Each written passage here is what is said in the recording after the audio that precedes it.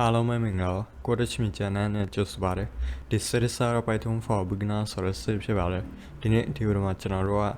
abstract based class နဲ့ abstract ကိုကြည့်မှာအဲ့ဆိုပထမဆုံးတော့ကျွန်တော်အချိန်မပြောရင်ကျွန်တော် Python လေးကိုဖွင့်လိုက်ပါနော်ကျွန်တော် Python လေးကိုဖွင့်လိုက်မယ်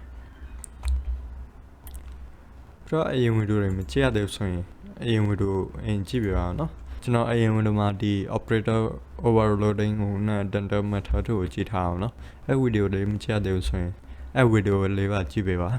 ပြီးတော့ channel ကို subscribe လုပ်ရသေးဘူးဆိုရင် channel ကို subscribe လေးပါလုပ်ပေးထားအောင်နော်ပြီးတော့နောက်တစ်ခုကျတော့ဒီမှာကျွန်တော်တစ်ခု website လုပ်ထားအောင်နော်အဲ့ website ထဲမှာကျွန်တော်ဒီဗီဒီယိုနဲ့ပတ်သက်တဲ့ code တွေကျွန်တော် share ပေးမယ်အောင်နော်အဲ့ code တွေအမှအဲ့ website မှာတွားပြီးသုံးလို့ရအောင်เนาะ exercise လေးလုပ်လို့ရတယ်အဲ့ဒီကျွန်တော်ရေးထားတဲ့ code တွေဒီမှာဒီ website ထဲမှာအောင်เนาะဒီ code with me ဆိုတဲ့ website ထဲမှာကျွန်တော်ဒီမှာ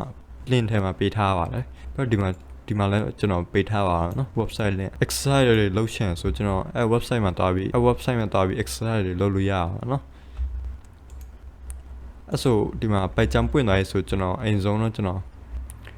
file အသစ်လုပ်မှာเนาะကျွန်တော်ဒီကောင်ကိုအကုန်ဖြတ်လိုက်မယ်ပြီးတော့ဒီမှာ project ထဲမှာ direct click လုပ်ပြီး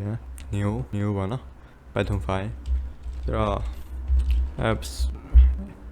abc လို့ရေးလိုက်မယ်เนาะ abstract ဆိုရင် abc လို့ရေးလိုက်မယ်ပြီးတော့ကျွန်တော်ဒီကောင်ကိုပိတ်လိုက်မယ်เนาะပြီးတော့ zone လေးဆွဲမယ်เนาะအဲ့ဆိုကျွန်တော်ဒီမှာ abstract method ကိုကြည့်မှာเนาะပထမဆိုတော့ကျွန်တော်ဒီမှာဒီကောင်ကိုကျွန်တော်ပထမဆိုတော့ class ဆိုကြည့်မယ် abstract နဲ့ဒီ abstract method ရောเนาะအဲ့ဆိုကျွန်တော်ဒီကောင်ကို copy လုပ်ပြီးဒီမှာမင်းအောင်လို့ဒီမှာ title လေးလုပ်လိုက်မှာနော်ပြီးတော့ဒီမှာကျွန်တော်ဘာလုပ်မလဲဆိုတော့ကျွန်တော်ထားလိုက်ပါကျွန်တော် class တစ်ခုလုပ်မယ်နော် class class တစ်ခုလုပ်မယ် account နာမည် rectangle လို့ထားလိုက်မယ်နော်ဒီမှာ rectangle လို့ရေးလိုက်မယ်နော် rectangle ရောနော် rectangle ရောနော်ပြီးတော့ကျွန်တော်ဒီထဲမှာဘာရေးမလဲဆိုတော့ကျွန်တော်ထားလိုက်ပါtype ရေးမယ်နော် type ရေးမယ် rectangle ရဲ့ဒီထားရကျွန်တော်ဒီမှာ rectangle ပဲရေးလိုက်မယ်နော် type ရပါလဲဆိုတော့ rectangle ပါနော်ပြီးတော့ size ရေးမယ်နော် size ပါနော် size ထားလိုက်ကျွန်တော်လေးထားလိုက်မယ်နော်လေး size လေးနားရှက်အောင်နော်ပြီးတော့ကျွန်တော်ဒီမှာပါရေးမလဲဆိုတော့ကျွန်တော်ဒီလေးတောင်းရဲကျွန်တော်လေးတောင်းရဲဟိုဟာ area ကို print လုပ်ချင်ဆိုကျွန်တော်ထားလိုက်တော့ကျွန်တော်ဒီမှာတခု class မဟုတ်ကျွန်တော်ဒီမှာတခု div လုပ်ရအောင်နော် div print area ပေါ့နော် print area ဆိုဒီမှာရေးမယ်အဲ့ကျွန်တော်ဒီမှာreturn လုပ်မယ် self dot leang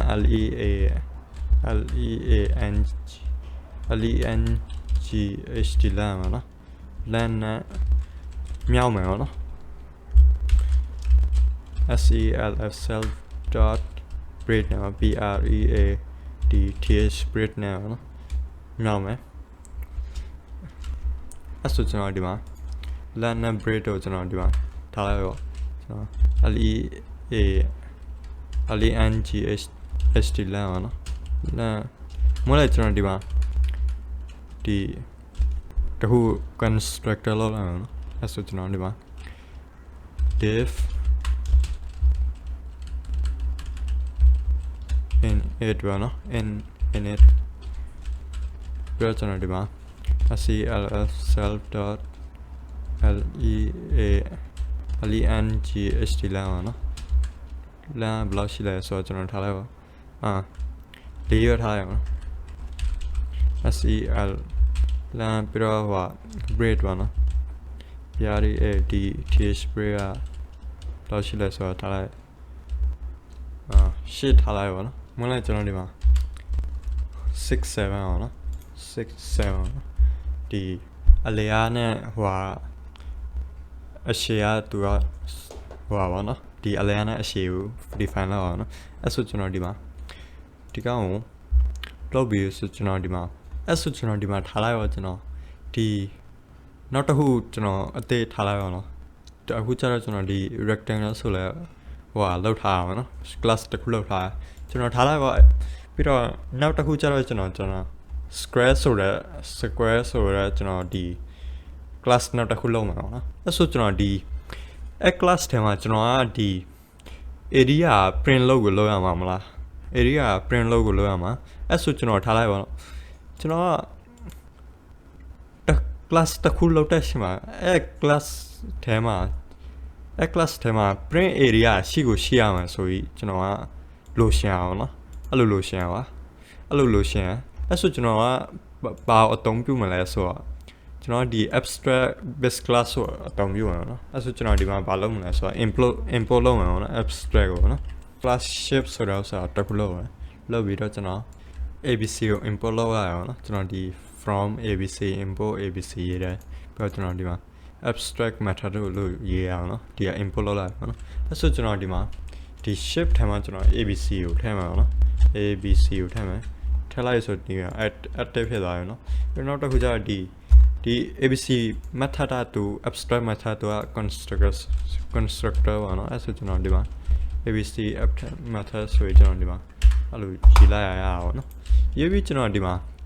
ဒီ shape ပါအဲ့ဆိုဒီမှာဒီ shape ပါအကုန်ထဲမှာဝင်သွားရနော်အဲ့ဆိုကျွန်တော်ဒီမှာဒီ shape ဆိုတာသူက print detail ပါ print detail ကသူက print area ကသူကအကုန်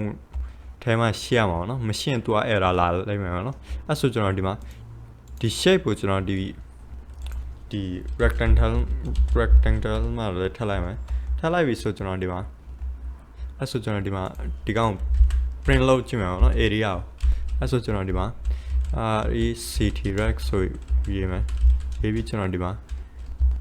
rectangle လို့ရေးမယ်နော်သူရဲ့ object လုပ်မယ်နော်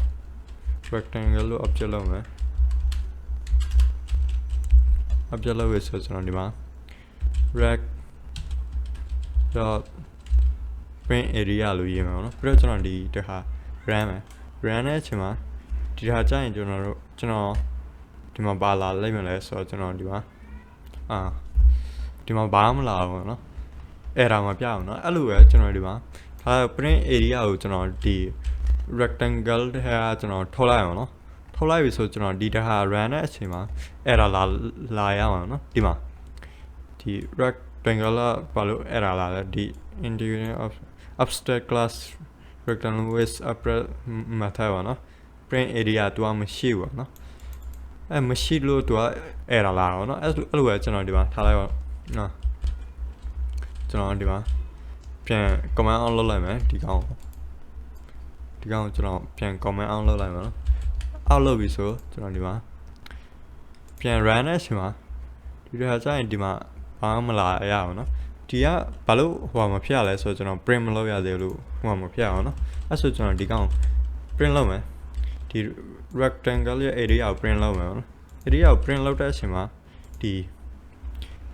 rectangle area ကသူကလာလိုက်မယ်နော်42လာလိုက်မယ်နော်ဒီမှာ42လာပြီနော်အဲ့ဆိုဒီ abstract method ဆိုတာနားလည်လာပြီဆိုတော့ဒီ abstract method သူကဘယ်မှာအသုံးဝင်လဲဆိုတာသူကတခုခုကျွန်တော်တို့တခု function ကိုကျွန်တော်တို့ဒီ class ထဲမှာ logo လို့ရဲဆိုပြီးကျွန်တော်တို့ memo အတွက်ဒီ abstract method နဲ့ကျွန်တော်ဥပမာဒီ print area ကိုကျွန်တော်တို့ဒီဘယ်3 ဖြစ်ဒီ layout ဖြစ်ပါနော်သူရဲ့ area ရှိကိုရှိရမလားရှိကိုရှိရအောင်နော်သူရဲ့ area ကို print လုပ်ကိုလုပ်အောင်နော်မလုပ်ရင်သူရဲ့ area ကို print မလုပ်ထားရင်သူက error ပြလိုက်အောင်နော်အဲ့ဆိုဒီ abstract method ဆိုတာနားလည်လောက်ပြီနော်ဒီ video မှာဒီလောက်ပါနော်နောက် video ကျရင်ကျွန်တော်တို့ဒီ Python ကိုပို့လက်လာမယ်ကျေးဇူးတင်ပါတယ်